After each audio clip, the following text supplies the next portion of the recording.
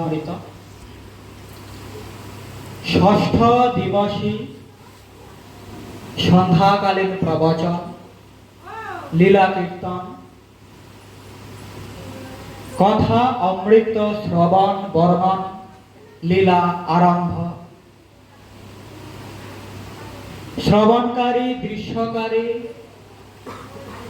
আগন্তুক সকল শ্রী ভক্তবৃন্দের শ্রীচরণে প্রীতম দত্তের বিনম্র দণ্ডবৎ প্রণাম।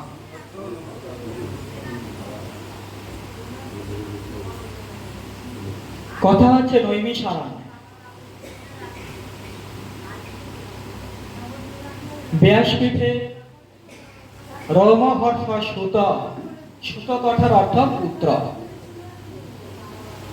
সুত কথার অর্থ উপাধি, আবার সুত কথার অর্থ পুত্র। সংস্কৃতের সাথে আমাদের যে বাংলা ব্যাকরণ কিছু কিছু তাৎপর্য আছে, কিছু কিছু অর্থ আলাদা ভিন্ন রকম আছে। ঠিক তেমন সুত কথার অর্থ এখানে পুত্র। উগ্র রোমহর্ষ সুত তনয় উগ্র শ্রবা সুত। তিনি কি না ব্যাসপীঠে বসেছেন, সামনে সনক আদি হাজার অষ্টাশি ঋষি বলে। কি হচ্ছে না, অভিশপ্ত ভয়ে ভীত পাণ্ডব কুলনন্দন শ্রেষ্ঠ শ্রী শ্রী পরীক্ষিতজি মহারাজ সুব্রতলে বসেছেন। 7 দিন পরমায়ু, সৌমিক ঋষির পুত্র শৃঙ্গি ঋষির অভিশাপে 7 দিন হবে। 7 দিন পরে তক্ষক নাগ আসবে, এসে তাকে দংশন করবে। তখন পরীক্ষিত এখানে সুব্রতলে বসেছেন ব্যাসপীঠে না পরমহংস কুলামুনি শ্রী শ্রী সুখদেব মহারাজ। বলো সুখদেব মহারাজ কি জয়।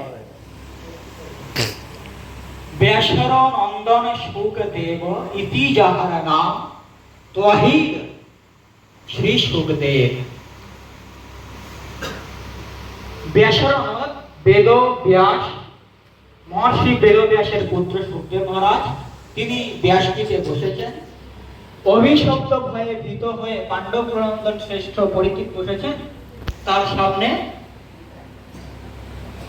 7 দিন ব্যাপী শ্রী শ্রীমদ্ ভাগবত কথামৃত মহাপুরাণ পাঠ করছেন।